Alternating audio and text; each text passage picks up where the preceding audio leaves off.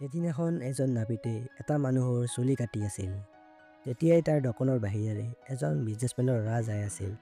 নাপিতে সেই মানুহজনক কয় যে চাকচোন ভাই, সেই ল'ৰাজন বহুত ডাঙৰ বিজনেছমেনৰ পুতেক, কিন্তু এক নম্বৰৰ জানা।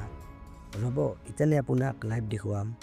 সেই নাপিতজনে ল'ৰাজনক দোকানক মাতি কিনে কয় যে বাপা, মোৰ হাতত 5 টকা আৰু 20 টকা পইচা আছে, তুমি যি বিচাৰা তাকেই ল'ব পাৰা।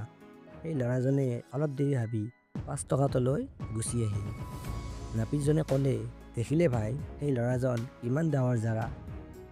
অলপ দেৰি পাছত সেই মানুহজন দোকানৰ পৰা ওলাই আহি ল'ৰাজনক লগ ধৰি সুধিলে যে বাপা, তোমাৰ সন্মুখততো 20 টকীয়া নোট লোৱাৰো সুবিধা আছিল, কিন্তু তুমি কিয় 5 টকাটো লৈ ঘূৰি আহিলা? ল'ৰাজনে ক'লে যে খুৰা, মই 5 টকাটো লওঁ কাৰণেতো এই ঘটনা 6 মাহৰ পৰা চলি আছে। নাপিতে ভাবে মই জাৰা বুলি, যদি মই বুদ্ধি দেখুৱাই 20 টকীয়া নোটখন লওঁ, সেই নাপিতে মোক দ্বিতীয়বাৰ কেতিয়াও নামাতিব। মোৰ কাৰণে সেইজন নাপিত সোণাৰ ডিমাৰ দিয়া মুৰ্গীৰ নিচিনা, যাক পুহিলে লাভ আছে, মাৰিলে নহয়।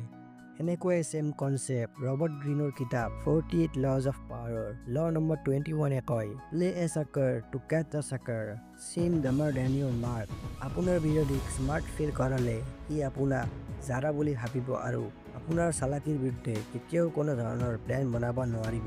কিন্তু ৰ'ব, নিজকে জাৰা দেখুৱাবই লাগে, জাৰা হ'ব নালাগে, কাৰণ জাৰা হোৱাৰো নিজৰে লাভ আছে। মানুহে আপোনাৰ ওপৰত হাঁহিব, কিন্তু আপোনাক কেতিয়াও কোনো ধৰণৰ সন্দেহ নকৰে।